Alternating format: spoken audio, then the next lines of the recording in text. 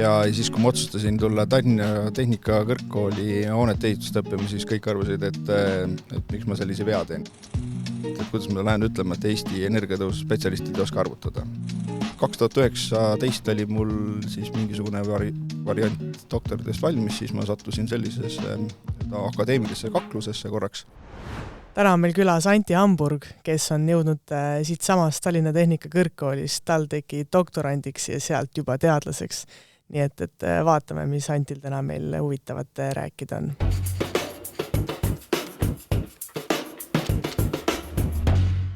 Tere, Anti! Tere! Ütle mulle, palju me ajast tagasi lähme. Millal sa tulid siia kooli? Mina tulin Tallinna Tehnika kõrgkooli aastal 2003. Ja ma ei olegi päriselt ära läinud. Näha on, sest pusa järgi ma ütleks. Okei, nii, ja mis sa tulid siia õppima siis? Ma tulin hoonete ehitust õppima. Miks? Tegelikult oli see, et juba sellel ajal oli sais. Ja mina olin see klassikaline sisseastuja, kes tegi selektool. Erinevates koolides igale poole pürgisin. Sain ka igal poole sisse ja siis, kui ma otsustasin tulla Tallinna Tehnika kõrgkooli hoonete ehitust õppima, siis kõik arvasid, et miks ma sellise vea teen, et miks ma ei lähe kuskil Tartu Ülikooli füüsikat õppima või Tallinna Tehnika ülikooli midagi õppima. Ja siis, et ega selle kooli maine ei olnud ju sellel hetkel aastal 2003 võib-olla kõige parem. Aga mul olid sellised vanemad sõbrad, kes olid juba elu näinud ja kes olid erinevates koolides käinud. Ja ma mäletan seda, et käisin Viljandi Folgil ja siis üks sõber ütles mulle, et kui sa lähed Tartu Ülikooli füüsikat õppima, siis sa juba esimesel kursusel tead juba kõigest liiga hästi ja siis hakkad jooma ja sinust saab alkohoolik. Ja siis oli see üks, et nemad pidid seal kõik olema suured napsumehed. Tema oli Tartu Ülikoolist. Ja siis mul olid tuttavad Tehnika ülikoolist ja erinevad ütlesid, et nemad õpivad esimesel, teisel kursusel, nad ei teagi, kes nendest saab. Ja siis ma uurisin ka seda, et kuhu siis tulla ja kuna ma töötasin see suvi elektrikabitöölisena ja siis ma sain, ja see on ka pikem jutt, et elektrikabitöölisest hoonete ehituse üliõpilaseks ja siis ma nägin siis seda pilti, et millega võiks ehitusinsenerid tegeleda. Ja tegelikult ma olin aastate objektidel siis elektrikabitöölisena tegelenud, see on ka pikem jutt. Aga siis ma otsustasin, et see on see eriala ja ma ütlesin, et kui see koolimaine ei ole hea, siis kunagi ma teen selle maine heaks ja siis ma ei olegi selle pärast siit ära läinud. Julge poiss ma ütleks selle peale. Oda, aga sa ütlesid, et füüsikat, siis said nagu siuke helge pea või siuke, et ühesõnaga reaalne inimene? Jaa, ma tegelikult siis, kui ma tulin hoonete ehitust õppima ja mõtlesin füüsikat õppima, siis minu gümnaasiumi klassikaaslased arvasid, et minust saab üldsegi kultuurikorraldaja, sest et ma mängisin pilli ja olin ka hobikorras, käisin siis kooliteatris ja näiteringis ja muudes kohtadest. Et ühesõnaga see ampluaa oli päris lai, aga mulle füüsika väga meeldis. Ja füüsika oli üks mu lemmikõppeainetest ja ma tundsin ennast mugavalt füüsikas. Aga just see hoonete ehitus, et nagu ma mõtlen, et kas sul polnud mingit eeskuju, et ehitaja kuskil perest või midagi sellist? Isa on elektriinsener ja hoonete ehitus tegelikult tuli sellepärast, et mulle kunagi meeldis nende salvoklotsidega ehitada. Mulle võisin nagu tunde ehitada ja mulle tegelikult meeldis millimeetri paberi peal igasugust hooneplaane joonistada. See oli minu hobi. Ma mõtlesin, et minust saab kunagi arhitekt. Aga ma arhitekti sisseastumiskatsetele ei tulnud ja ma otsustasin arhitekti elukotsast loobuda, sellepärast et ma joonistada ei oska. Et ma olen vasakukäeline ja siis minu siis selle vasaku käe peale on nagu korralikult üks elevant istunud, et mul nagu siis joonistamine ei ole minu kõige tugevam külg ja siis ma teadsin, et mul ei ole mõtet kuskil kunstilistele katsetele minna. Ja ma sain tegelikult aru, et see, mida ma tegelikult ehituse tahan, on võib-olla selline ehituse projekteerimine, mis siis nagu tegelikult välja ei kukkunud lõpuks, kui ma nüüd tagasi vaatan. Aga ma ei ole mitte kordagi kahetsenud, et ma tulin hoonete ehitust õppima. Sinu õppe see eriala kestis ka 4 aastat, on ju? Ikka, jah. Ja kuidas siis nagu su esimene praktika välja nägi? Et ma mõtlen, et elektrik, nii-enda abielektrik justkui olid, on ju? Kus sa siis esimesele praktikale läksid? No jah, esimene praktika oli see, et tegelikult esimese kursusel me hakkasime kursusakaaslastega vaatama, et kuhu võiks minna, et meil olid siin ehitusmaterjalid ja siis tuli meil mingi ehituskeemia oli sellel ajal üks aine. Ja siis räägiti betoonitöödest, siis mõtlesin, et ma kindlasti peaksin nagu proovima kuskil betoneerimisele minna ja siis mind üks kursakaaslasel leidis mingi kontakti, et me läksime siis betoneerimisega tegelema. Siis ma sain aru, et minust betoneerijat ei saa, sest ja siis ma läksin tagasi elektrikabitööliseks sellel suvel töötama, siis ma teenisin sellega nagu raha, et ennast siis nagu sellel ajal, kui ma õpin, et siis elatada, et suvel oli ikka vaja nagu raha korjata, et siis sügisel ei peaks kohe tööle minema. Ja siis oli selline lugu, et ma tegelikult sattusin teisel kursusel tööle sellisesse kohta nagu Jõgioja ehitusfüüsika konsultatsioonibüroosse. Et ehitusfüüsikast väga palju siis toona ei räägitud, aga ma sattusin siis uuringutesse, siin kunagi oli meil üks õppejõud Robert Reimpu, kes siis ütles, et ehitusfüüsika on väga tore ja meil on erinevad uuringud ja et tule löö kaasa ja siis ma olin selline innukas üliõpilane, et mulle nagu igasugune uus ja põnev tundus nagu öelda selline, kus kindlasti kohe kaasa haarata ja siis oli see, et vanemate kursuse poisid-tüdrukud ei saanud sinna ja mina sain, mind valiti välja. Ja ma olin nagu väga, väga rahul sellega, et ma sain siis sellise uuringutega kaasa lüüa. Aga tegelikult see praktika kestis mul täpselt 6 aega, siis me selleks ajaks tegime kursusekaaslastega oma ettevõtte, siis ma hakkasin üldsegi hoopiski oma ettevõtte alt erinevaid töid tegema ja meil oli tegelikult 10 tegime ettevõtte. Nii et selles suhtes, et meil oli selline ettevõte nagu OÜ Konstruktor ja siis tegelesime mõõdistusprojektidega ja siis tegelesime väikeste remonttöödega ja siis ma sain organiseerida selliseid, ühe kohviku remonti sain teha ja selliseid asju ja siis sain ise hinnapakkumisi teha ja käia siis ettevõtet esindamas ja see oli ka väga põnev, et jah, meil oli siis toona üks praktikajuhendaja Mart Mutso, kes ütles, et poisid, mis te siin laboris siin niisama istute ja ma ei tea, seina värvite, et tehke oma ettevõtte, et tehke midagi praktiliselt ära, et siis te õpite seda ettevõtlust ja õpite, kuidas ennast müüa, et see nagu viiks nagu edasi. Ja tegelikult ta nagu mõtles nagu hästi ja siis me kursusekaaslastega ja siis olid veel mõned punti ja siis me nagu tegimegi ettevõtet ja mina sattusin kuidagi seda ettevõtet mingi aeg vedama. Et siis Mart, kes oli siis meil justkui konsultant, siis temaga koos me siis toimetasime ja siis saime siis sellise suure mõõdistusobjekti nagu Rotermanni kvartal. Et me siis meie konstruktor OÜ või OÜ konstruktor mõõdistas siis selle Rotermanni kvartali kõik üles. Üliõpilased, jah. Me olime siis teise kursuse üliõpilased, läksime 3. kursusele, nii et siis me siin nagu aasta aega oli meil kõvasti tööd. Et see oli väga põnev. Raha tuli, tööd oli. Kogemusi tuli. Ja kool jäi mingiks ajaks kõrvale. Okei. Et ikkagi nominaalaega ei lõpetanud või? Lõpetasin küll. Aga? Siis tuligi see nüanss, et siis ma olin 3. kursusel, ma arvan novembrikuuses, siis tuli sööklasse mulle toonane dekaan Jüri Tamm ütles, et Anti, et sa oled nagu väga innukas ja teed siin erinevad uuringuid, ma olin siis ka aktiivne üliõpilane, mul olin siis mitte üliõpilase esinduse juhatuses, vaid ma olin selline aktiiv ja mulle meeldis kõike teha. Ja siis oli see, et uuringutes lõin kaasa ja siis ütles, et sa võiksid tulla meile kooli tööle. Et mõtle karjääri peale tehnikakõrgkoolis ja siis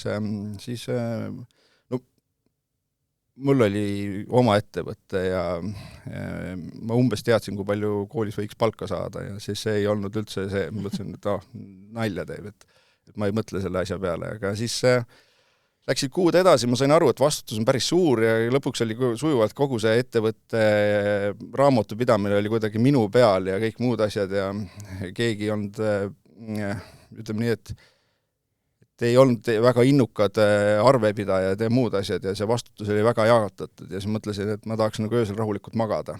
Ja siis mõtlesin, et mingi pööre tuleks teha ja siis mul tuli meelde, et Jüri Tamm ju pakkus seda kohta ja ma tahaks kooli nominaalajaga ära lõpetada.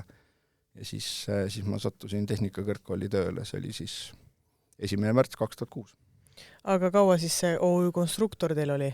Ütleme nii, et kui mina sealt ära tulin, siis jäid sinna veel 2 kursakaaslased veel sinna tegema. Tegelikult oli siis see, et see ettevõte siis läks nii-öelda vaikselt pankrotti, aga ütleme nii, et sellest ettevõtte siis kasvas nii-öelda, et kes jäid tegema siis uue ettevõtte ja meie jääme siis ülejäänud sealt kõrvale, et see oli nagu loomulik asjade kõik. Ma mõtlen seda, et väga huvitav, et nagu üliõpilased, kuidas te nagu need hanked või asjad siis võitsite või nagu, kas seal ei olnud vaja nagu mingit tausta, et teil on näidata ette mingi resümee? Ja meil oli nagu see, et Mart Mutsa oli väga hea müügimees, tema siis ütles, et vaadake, minge nagu sinna ja rääkige nendega ja siis ta nagu lõi kontakti ja siis sealt ma sain nagu esimese sellise korraliku elukooli, et mul ta rääkis, et kuidas ma peaksin ennast müüma. Et ütleme, mine ja räägi. Ära räägi seda, mida sa ei oska, räägi seda, mida sa oskad. Ja ma rääkisingi seda, et milleks, ja ma olin selline innukas ka ja siis ma rääkisin seda, et kuidas me kõike teeme ja kõike me oskame teha ja siis kui ei osanud, siis me teadsin, me õpime, et me oleme õppimisvõimelised ja siis me saimegi need justkui need hanked võitsime, et ega meil selle mõõdistusprojektide peal mingisugust lepingut ei olnud, meil see oli ausõna peal, et siis manutent, kes meie käest seda tellis, siis me lootsime lihtsalt, et ta selle arve ära maksab, et kui me töö olime ära teinud, et meil nagu ei olnud nagu mingisugust lepingut. Okei, 2006 läksid siis kooli, jah?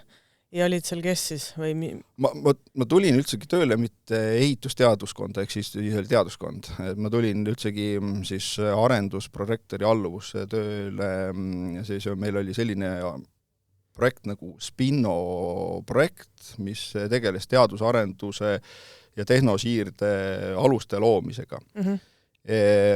Et kuna Jüri Tamm arvas, et ma olen ka selline innukas ja tahan õppida uusi asju ja siis, et on vaja nagu öelda kuidagi neid Tehnikakõrgkooli ehitus, teaduskonna ehitusinstituudi asju hakata müüma, et siis mina võiksin olla see, kes hakkab neid müüma ja looma, aga tegelikult ma sain aru, et tegelikult mingisugust ettekujutus nagu väga täpselt ei olnud, et mis see töö hakkab olema, aga keegi nagu täpselt ei teadnud. Siis ma sattusin sinna, siis ma sain nagu täiesti uue vaate, kuidas hakata hoopis tegelema siis nii-öelda tehnosiirde aluste loomisega Tehnikakõrgkoolis. Ja siis meid saadeti koolitustele, et siis kõik olid nagu uued, keegi, ka need vanemad, kes minu siis nii-öelda otsesed ülemused olid, ei teadnud mitte midagi sellest ja siis mina samamoodi ei teadnud ja siis ma nagu aasta aega töötasin seal ja siis ma sain aru, et see tegelikult ei ole see, mida ma tahan teha. Et enne midagi müüa, peab mingisugune teenus tekkima, et see peab ise mingit teadus-arendustegevust tegema, et sellest tekiks mingisugune teadusloome, mida saaks müüa. Et me küll justkui müüsime oma seda ehitusfüüsika välilabori tegevusi ja muid asju, mis meil oli täiesti juba toimivad ja olemas ja me nii-öelda pakendasime need võib-olla natukene paremini ära, aga siis oli vaja edasi liikuda, siis ma sain aru, et minu vist koht on ikkagi nagu õppejõuna. Aga see oli ju see nagu ülikooli koht tekkis sulle ju või kõrgkooli koht tekkis sulle ju koolis õppimise ajal. Jaa, ma olin 3. kursuse tudeng. Ja kui sa lõpetasid selle kooli, siis sa olid ikka ülikoolis nii-öelda tööl? Jah. Õppejõuna siis, mis see esimene aine oligi, mis siis sinu haldusesse tuli? Ma hakkasin 4. kursuse tudengina õpetama elektrivarustust. Et see oli see, mida ma justkui nagu valdasid hästi, jah. Mida ma natukene nagu teadsin, siis ma hakkasin harjutustunde andma Sulev-Kääride kõrval. Ja ma õpetasin, ma olin ise üliõpilane ja ma õpetasin neid, kes ka oma kursuse kaaslase, kes siis olid vahepeal käinud akadeemimise puhkusel. Ja see oli, ütleme, päris kentsakus. Okay. Aga see oli, jah. Ja seda elektrivarustust ma pole tegelikult siiamaani lahti saanud, et ma vahepeal andsin selle ära, aga siis ma võtsin selle tagasi. See on teine asi. Aga hoonete ehituse kui sellisega, kuidas sa siis peale kooli edasi tegelesid, et läksid sa kuskil ehitusele ka veel eraldi tööle või? Ma ehitusobjektil ei töötanudki. Et ma siis, kuna ma olin oma praktilist kogemust omasingi läbi jätkuvate uuringute ja ka kogu selle ehitusfüüsika pagasiga, mida ma Robert Reimpu käest sain, ja siis ka see, et ma olin varasemalt ka siis ettevõtlusega tegelenud, siis tegelikult ma siis aastal 2006 lõpus, 2006 lõpus ma tegelikult tegin uue ettevõtte. mis tegeles ka siis energiatõhususe analüüside ja muude selliste asjadega. Ja siis ma nagu ütleme, läbi selle ettevõtluse kogemuse hakkasin siis nagu öelda energiatõhuse analüüside ja muude asjadega ka nagu öelda kooli kõrvalt tegelema. Et ma koolis olles siis oli mul ka nagu öelda siis oma ettevõtte paralleelselt. See oligi sinu hobi siis? Jaa, see oli selline päris põnev hobi. Kui kaugel sa sellega jõudsid? See ettevõte töötab siiamaani. Jaa, et sellised energiatõhususe ekspertiise, koolis me ei saa energiaauditeid ja muid asju teha, aga siis kui ma siin edasi õppisin magistratuuris ja doktorantuuris, siis mul see ettevõte kuskil seal taustal oli, et alguses me tegimegi selle ettevõtte koos täna siis Ehitusinstituudi juhtivlektori Lauri Peetrimäega, nüüd on siis minu ja minu abikaasa öelda omanduses, aga jah, siis me tegime seda nagu koos, alustasime, aga kuna Lauri läks aastal 2010 läks õppeprorektoriks, siis see jäi nagu see ettevõte jäi nagu minu kanda ja muud asjad, tegevused. Ehk siis objekti kui sellist nagu inimest sinust saanud ei ole? Jaa, ma kuidagi tunnen sellest puudust, et siis kui ma elektrikabitöölisena töötasin, ma nägin seda kõrvalt ja ma ütlen, et ma mingi aeg tahtsin saada projekteerijaks tudengipõlves, siis ma sattusin üldse ehitusfüüsikaliste uuringute peale ja siis ma tegelikult selle peale jäingi. Et ma edasi läksin magistratuuri, läksin kütet ventilatsiooni õppima Tehnikaülikooli ja siis ma läksin sealt, seda ma ei lõpetanud nominaalajaga ära. Sest ma siis töötasin Tehnikakõrgkoolis, see õpetamise koormus oli ikka päris suur, see tehnosüsteemide aine oli ka väga uus minu jaoks ja ma sisuliselt võtsin nagu sellise aine, mis ei olnud kaasaegne, on lihtsam öelda. Ja siis ma arendasin seda ainet läbi ja siis oli täpselt sellel ajal, kui oli Tehnikaülikooli minul eksamid, siis ma pidin siin koolis ka teistel eksameid tegema. Ja siis need õppeained jäid venima. Ma mingi aeg lõpetasin selle magistratuuri ära, ehk siis 4 aastaga. Polegi hullem. 2 korda nagu kauem tegid. Ja siis ma olin aasta aega vahet ja siis ma läksin doktorantuuri ka. Miks sa läksid doktorantuuri? Doktorantuuri ma läksin tegelikult sellepärast, et ma lõpetasin magistri ära. Ja siis ma tulin siia, olin justkui õppejõud ja siis ma mõtlesin, et mingid väljakutseid nagu võiks olla elus. Ma tahtsin teha uuringuid. Ja uuringute hanked, mis tulid, olid kõik seotud sellega, et peaks olema vastutav spetsialist või see vastutaja peaks olema doktorikraadiga. Siis mõtlesin, et kes võiks see doktorikraadiga inimene olla. Polnud kedagi võtta siit majast. Siis mulle öeldi Majandus- ja Kommunikatsiooniministeeriumist või siis mis tänane Kliimaministeerium öeldi, et nemad tahavad saada, ütles mulle kohe, et nemad tahavad saada ühe professori allkirja saada sinna. Et ütlesin, ükskõik, kes seda teeb, aga nemad tahavad tema allkirja saada. Siis ma läksin selle professori juurde, kes oli minu magistritöö juhendaja ja ütlesin, et mina tahan seda uuringut teha ja teeme koostööd. Ja siis oli see, et seal koostöös tekkis selline olukord, et piltlikult ütles, et jah, me teeme selle hanke, aga me ei tee seda koostöös, vaid sa tuled lihtsalt meie juurde tegema seda uuringut. Ja siis selle uuringu keskel siis juhendaja ütles, et nüüd võiksid sa astuda doktorantuuri. Ma siis olin alguses punnisin vastu, aga siis ma lasin nagu ennast ära moosida ja siis ma nagu tegin avalduse ja siis ma saingi sisse. Kaua sa oled olnud doktorantuuris? Käisin 10 aastat doktorantuuris. Käisid? Ma olin jah seal. Et ma õppisin doktorantuuris siis 10 aastat. Ma ei tea, kuidas see periood nagu võiks kokku võtta, et 3 aastat oli selline suhteliselt ise kulgemine, ma tegin seal uuringuid, siis professor, kelle all ma siis nagu doktorõpingut tegi, siis 4. aastal kahjuks ta sai insuldi, siis ta jäi kõrvale, siis ma 4. aastal juhendasin ennast ise. Siis ma olin suhteliselt kindel, et selliselt töökoormusega, et mul on siin väga suur töökoormus ja peaksin uuringut tegema, et ma niimoodi enam ei jätkaks. Siis oli Ehitusinstituudi direktor, oli siis Martti Kiisak, täna on rektor. Ma ütlesin, et ma ei tea, mis ma nüüd teen. Et ma nüüd lõpetan selle doktorantuuri ära, et mul lihtsalt ei ole aega. Ja siis Martti andis mulle, ütles, et mõtle veel, et annab mulle mingi vaba semestri, siis oli selline võimalus. Ja siis ma sain selle vaba semestri ja tegelikult põhimõtteliselt nädala jooksul oli siis see, et ma leidsin endale uue juhendaja ka. Et mulle helistas professor Targo Kalamees Tehnikaülikoolist ütles, et Anti, et sa oled siin jäänud ripakile, et kas sa minuga nagu ei tahaks edasi minna. Et ma olin varasemalt Targo Kalamehega teinud koostööd, aga meil siis see koostöö on nagu hästi sujunud. Et jah, aga siis ma arvasin, et ma temaga ilmselt koostööd kunagi ei tee. Siis ta ise mulle, siis mõtlesin, et okei, ma annan ühe võimaluse. Ja siis ma sattusin sinna tagasi, siis ma olin äkki augustikuus ja siis istusin Tehnikaülikoolis ühes kabinetis, kus oli loodud mulle töökoht ja siis ma nüüd olingi nagu korraks siit majast nagu eemale viidud ja leidsin, et ma tegelesin juba uuringutega seal. 10 aastat siis tegid oma doktoritööd?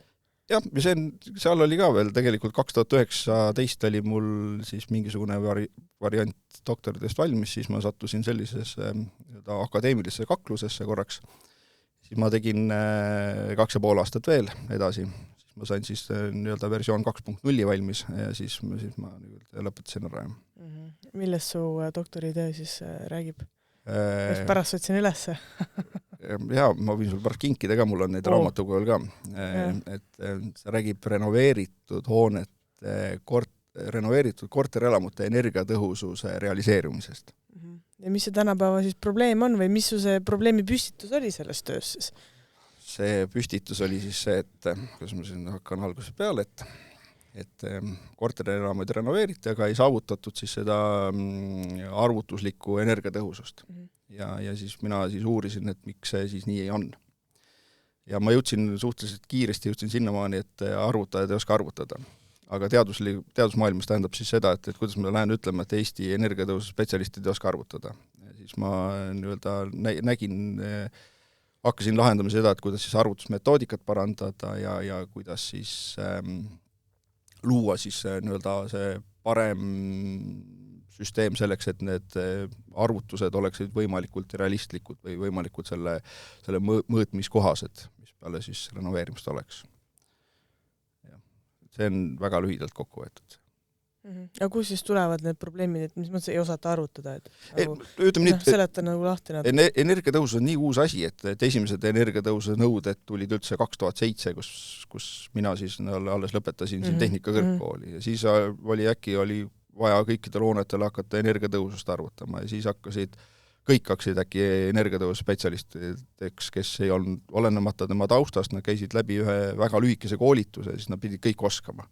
Ja nende taust ei olnud, et nad ei teadnud ehitusfüüsikast või nad ei teadnud tehnosüsteemidest täpselt ja siis ei olnud ka selliseid arvutusjuhiseid selgelt olemas või siis küll oli mingisugune Euroopa standard, aga keegi seda ei vaadanud, ei teadnud, et selline asi olemas on ja siis see tase oli nii kõikuv ja ei olnud ka kutsesüsteemi energiatõususe spetsialistidele ja kõik see tõi kaasa selleks, et need energiaauditid, mis tehti, olid nii kõikuva tasemega ja siis oli see, et kui mäletan, kui ma sellega süvitsi hakkasin tegelema, siis juhtusingi sinna, et ma tegin esimestele energiaauditele kontrolli ära, siis ma sain aru, et ma pean ise kõigepealt selle auditeerimise protsessi peale hakkama ja siis kõik üle arvutama ja siis uuesti kõik need arvutama, milline on siis nii-öelda aktsepteeritav metoodika, ühesugune metoodika, arvutusmetoodika ja siis jõudsingi sinnamaani, et seda metoodikat kuidagi parandada ja need energiatõususe nõuded on ka paranenud ja kõik need KredExi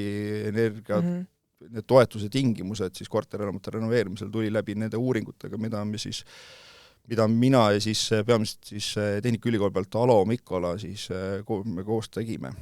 Ja siis esimese uuringu tegime koos siis professor Teet Andrus Kõivuga ja teine siis, kes minu esimene juhendaja oli ja siis minu põhijuhendaja siis Targo Kalameega, siis tegime teist uuringut koos. Kas muidu energiatõhususe saavutamiseks siis tänapäeva renoveeritavatel majadel on ka mingisuguseid selliseid nippe või ettepanekuid ka ehitajatele või anda? No ikka on. No ja mis need on? Ma mõtlengi, kui arvutused kõrvale jätta, mis on just need mingid sellised lihtsad aspektid, mida ka ehitaja saab jälgida? No ütleme nii, et renoveerimise käigus on siis see peamine meede on see, et pange ikkagi seina 20 centimeetrit soojustust vähemalt.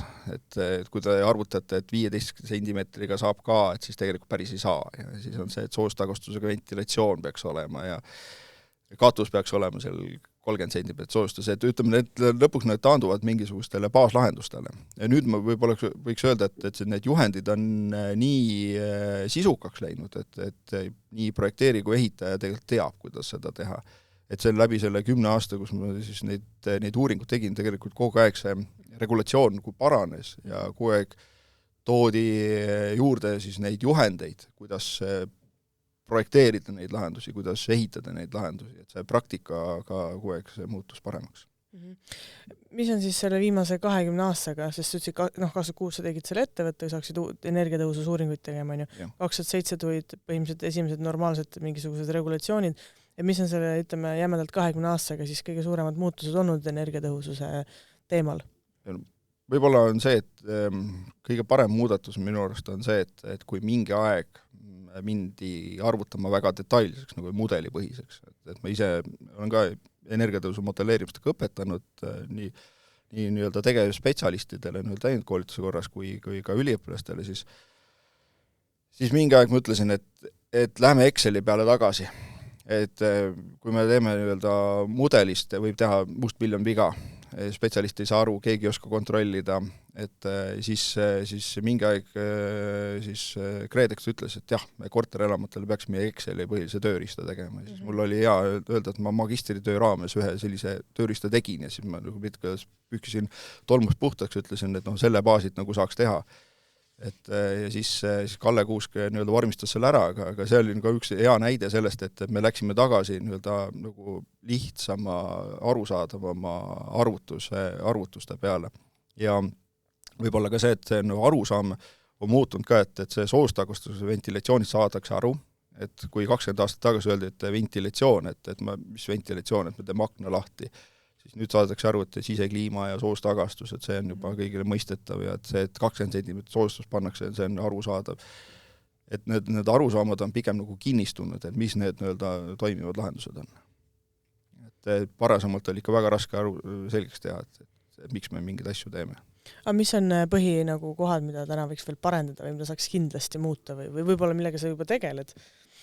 Jah, ütleme, üks asi, mis oli ka minu nagu see doktoriõpingute päris viimane lõpp, oli siis see torustike sooskadu. Et ma jõudsin päris varakult sinnamaani, et ütleme, ma lähen küll väga detaili praegu, aga põhimõtteliselt on see, et hoone muutub ise energiatõhusaks.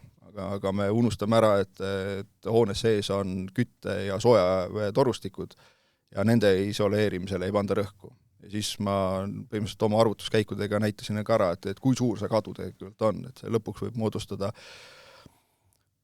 pilkudes 1/10 kogu hoone kadudest, energiakadudest, mis on siis 10% tundub juba päris nagu märkimisväärne olevat, et endal tuleb rõhku pöörata, aga me jälle jätkuvalt sellele nagu väga rõhku ei pöörata. Kuigi nagu uude energiatõusu arvutusjuhendisse see nii-öelda torustike sooskadude osad oli sisse, see võiks olla natuke lihtsamini seal tehtud ja kui ta praegu kirjeldatud on metoodiliselt. Et mina päris nii ei mõelnud, kui mina oma seda nii-öelda teadusartiklit tegin sellel teemal, aga see on juba nagu vähemalt samm edasi sellest, et seda võetakse arvesse. Aga sealt on veel võimalik klippida ja see arusaam, et torustike sooskadu on suur ja kuidagi seda optimeerida, et see võib-olla on see, mis on nagu järgmine etapp. On veel midagi, mis kohe pähe tuleb?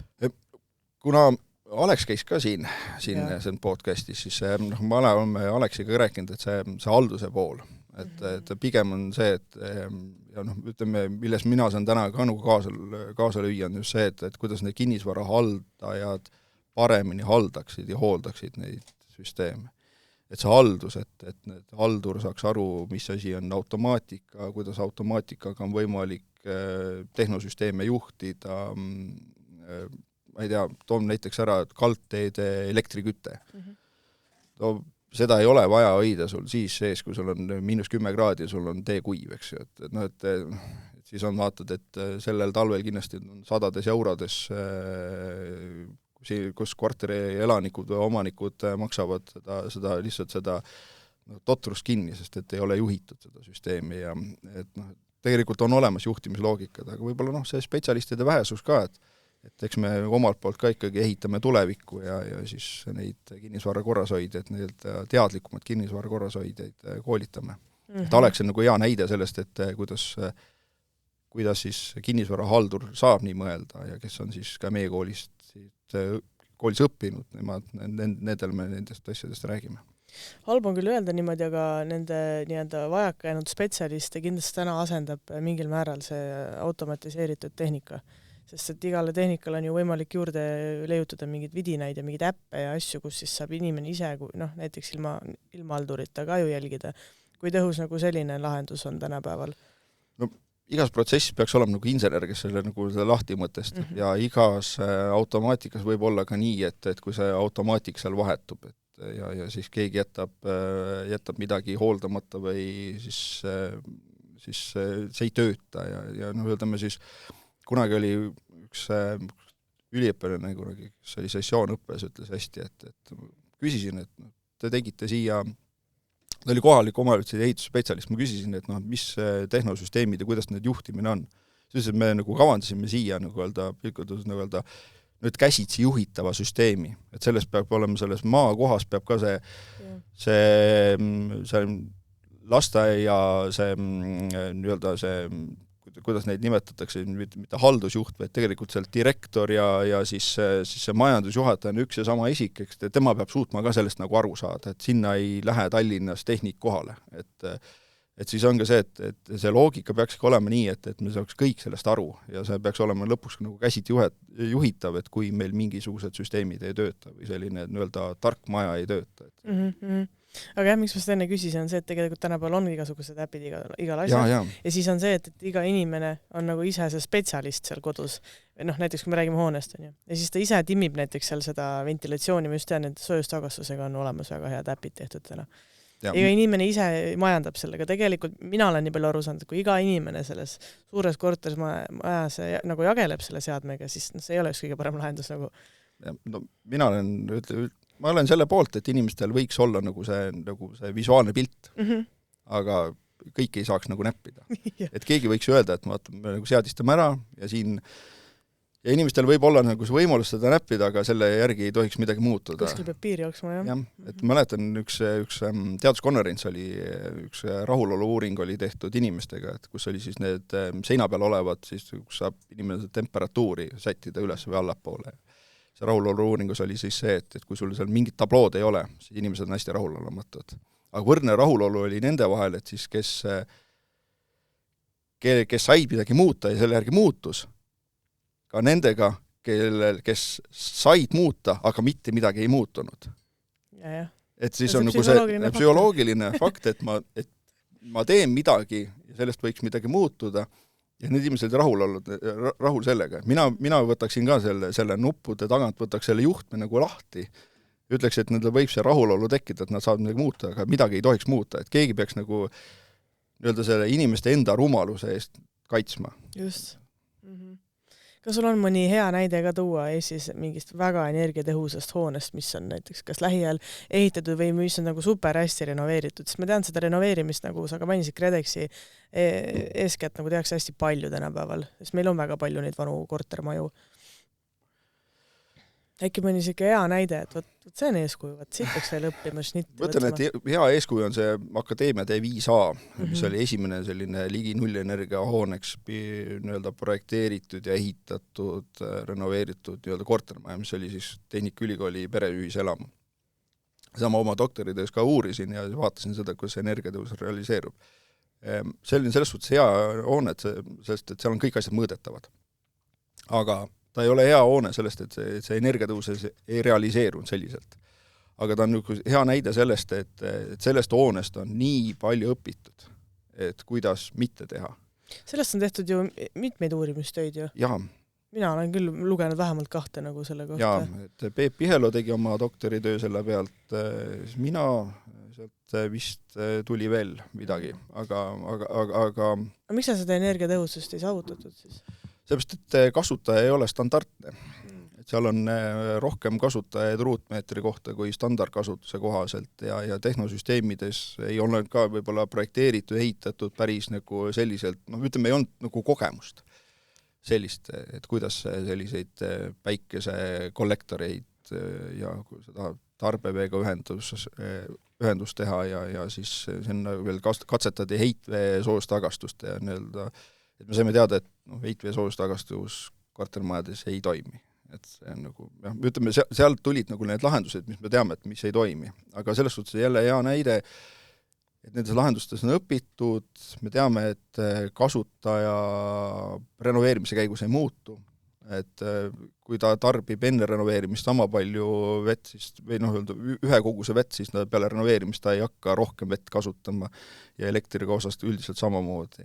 Aga ainuke asi, kus inimene muutub, on siis see, et ta tõstab temperatuuri, sest et ennem tal ei olnud võimalik temperatuuri reguleerida, aga nüüd on tal see nupp ja ta kasutab seda. Et meil natukene on nagu see, et inimestele meeldib selliseks maikasärgis ja siis rannapükstes nagu kodus ringi käia, et selline 23-24 kraadi on see, et võib-olla see teadlikkus, et ka, et inimesed võiksid nagu mõelda, et on olemas ka pikad püksid ja kampsunid, et see on ka nagu, ütleme, et kuna see energia ei ole nii kallis, siis nad võib-olla seda ei teadvusta. Aga nii kui, ütleme, kui sul otse elektriküte on, siis sa hakkad mõtlema seda, okei, ma maksan elektrist nii palju, et võib-olla ma võiksin hoida madalamat temperatuuri. Aga kui on hoone juba nii energiatõus, siis ei pea seda selle peale mõtlema.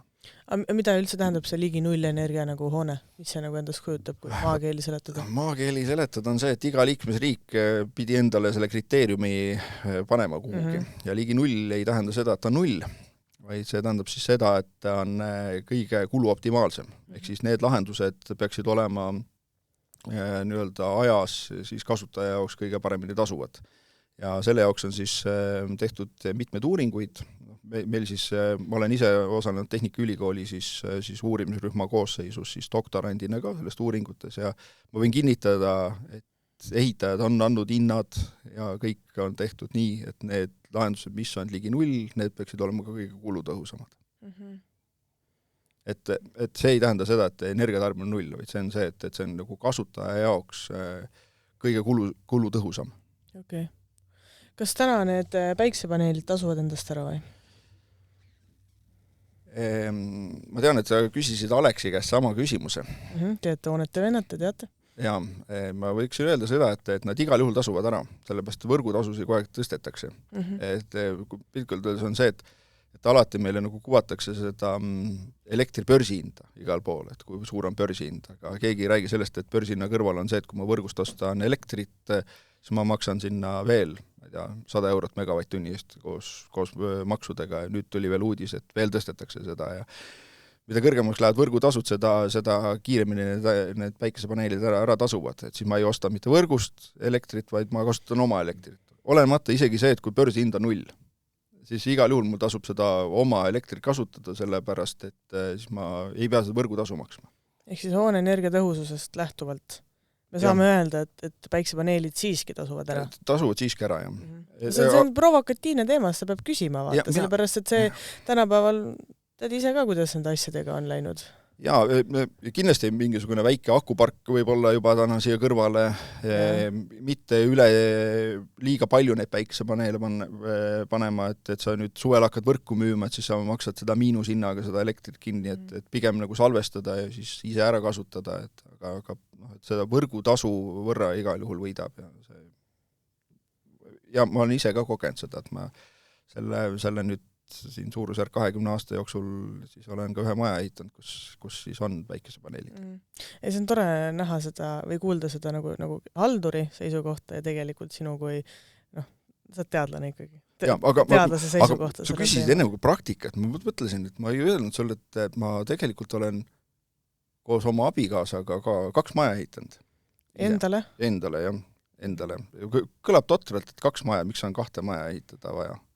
Esimene oli selline nagu praktikaobjekt, siis me olime veel mõlemad olime tudengid, siis me ehitasime esimese maja, see on nagu pigem nagu see näide, et kus tudengitele ma olen näiteid toonud sellest, et kuidas mitte ehitada. No öeldakse, et esimene maja ehitan vaenlasele, see on siis nagu, see maja on nagu tegelikult siiamaani nagu suguvõsa või minu vanemate nagu kasutuses ja me aeg-ajalt ise ka seal käime, aga see ei ole nagu ära müüdud, see oli nagu selline suvemajaks nagu ehitatud maja, aga mis oleks aastaringselt ka kasutatav. Ja siis teine maja siis sai ehitatud siis aastal 2020 siis COVID-i ajal. Siis täpselt nii, et ma saaksin tudengitele öelda, et ma tean, kuidas ligi null energiahoonet ehitada. Okei, ma saan aru, et abikaasa on siis ka hoonete ehitaja või? Ja tema kursusõde oli siis. Okei, ehk siis te nüüd tõesti nagu nii palju tegite ise, kui vähegi oskasite? Jaa, esimese maja ehitasime ka kätega ise, teise maja siis me võtsime 3 ehitajat ja siis me ise organiseerisime kõik. Siis projekteerisime, organiseerisime materjalid, ehitaja tuli koha peale ja pani siis meie ehitatud materjal paika meie juhtnöörid järgi. Sina tegeled täna energiatõhususega, su abikaasa tegeleb, ma eeldan natuke teise teemaga. Tema teab ka energiatõhususest üht-teist. Aga tema on ka siin õpetab siis eelarvestamisest ja ehitusökonoomikat. Oot, et siis natuke nagu siis teised seinad on teil. Sinul on üks nii-öelda piirkond, mida sa esindad, temal teine. Mis te need soovid olid, kui te nüüd kokku panite ehitajale? Mida teie tahate oma majas siis saada? No ütleme nii, et me oma majas ehitasime täpselt nii, et kuidas siis kulu optimaalselt ehitada. Et meil oli olnud see energiatõhusus ei olnud see nagu esmane. Ei ajanud seda taga nii väga või? Ajasime ikka, sest et ma ju pidin tudengitele öelda, et kui ma õpetan siin ligi null energiahoone, siis ma pean ütlema, et ka mul on endal ka ligi null energiahoone. Aga meil oli ka see siht eelarve. Me teadsime, et me selle hinnaga me peame suutma ära ehitada. Ja mäletan seda, et kui ma Tehnikaülikoolis oma kaasdoktorantidele rääkisin seda, et mul on selline plaan, ütles, et raudselt läheb 1,2 korda kõrgemaks. Mõtlesin, aga teil ei ole kodus sellist naist, kes vaatab eelarvet. Just, et on eelarveste. Ja eelarvestame. Ja meil oli nii-öelda sihthinda nagu sihtisime. Ja siis oligi see, et kõik need lahendused, mis me tegime, olid nagu seotud nagu hinnaga. Ja tohutu selline, selle ehituskestel oli kogu aeg selline hinnapakkumiste võtmine, analüüsime, võrdlemine, nii-öelda lahenduste korrigeerimine ja see käis kogu aeg sinna juurde. Tead, see on see, et kui inimene on väga piirides, on see siis rahaline või ükskõik ajaline, siis ta tegelikult suudab väga loovalt mõelda ja leida nagu väga palju võimalikke lahendusi, kui nagu ikka väga vaja on. Ja lõpuks meil piltkudes jäi raha ülegi ja siis meil oligi, saime nagu selle hinnast saime veel sinna majja köögimööbli sisse ja kõik muud asjad ka, eks, et ütleme, jah, et see on nagu hea näide, et me nagu mahtusime siin hinda sisse. Ja mäletan samal aastal üks Tehnikaülikoolist, üks siis toonane minu toakaaslane ostis auto, mis maksis natukene vähem kui see maja, mis me ehitasime maksma läks. Tundub nagu hästi hea võrdlus. Tegelikult. Aga anna mõni soovitus, nagu, mida siis näiteks, ma tahan hakata maja ehitama endale, mis ma peaksin tähele panema? Ja ma tuletan meelde, ma olen sillaehitaja. Mina peale vaiad oskasin rohkem midagi. Ma mõtlesin, ma ei olegi ju siin ju teedeehitajad kunagi õpetanud. Ma olen õpetanud hoonete ehitajad, arhitekte olen õpetanud ja hoonete ehitajad muidugi. Kinnisvarakorresid ja 3 õppekava üliõplusega. Sillaehitajad ma ei ole õpetanud ka ja teedeehitajad. Aga teedeehitajad ma ütlen kõigepealt, et mõelda läbi, et mida sa ikkagi soovid ja siis mõelda, et optimeerida oma selliseid soove. Aga kindlasti, ütleme, mis mul on enda kogemus, et ma kindlasti tahaks 3. maja ka ehitada. Et siis ma tean juba, et mul on nagu soovid aja jooksul muutuvad. Ja siis ma soovitus on see, et see, mida sa tahad täna, ei pruugis homme tahta ja ära ehita nagu viimast maja, et ehita nagu see, mis sul on tänase vajadustega vajalik maja. Ja siis pane oma soovid nagu kirja ja siis arhitekt vaatab need üle ja proovige leida sellised sobivad lahendused. Ja kindlasti on see, et alustada koos kohe sellega, et arvutada, kohe võtta see eelarvestamine ja siis energiatõhususe arvutamine ka sinna kõrvale. Et see oma kogemus võiks öelda, et siis ei ole nagu see üllatus, et arhitekt teeb kõigepealt sellise tohutu keeruka sopilise hoone ja siis küsid hinnapakkumist, saad aru, et mul pole raha. Sest et võib-olla nagu tavainimene või üldse nagu siis mõtled niimoodi, et ma ehitan maja, aga see et kas see energiatõhus on, sa ei mõtle selle peale, sest et just kui tänapäeval on selline nagu arusaam, et uus maja on anyway energiatõhus. ei ole, et seda ma võin öelda, et me ka nagu vaatasime seda, et meie eesmärk saigi nii-öelda kasutuskulud oleks võimalikult väikesed, et see oli nagu see orientiir ja see ka, et me ehitaksime võimalikult nii-öelda mitte odavalt, ma ei taha öelda, et odavalt, see oli ka nagu eesmärk, et mahtuda hinda sisse, aga see on see, et sa pead nagu leidma sellise hea tasakaalu. Sellest võib-olla küll ei olnud väga palju abi, aga mõtlen, et kindlasti on see, et arhitektuuri poole pealt see hoone peab nagu endal meeldima.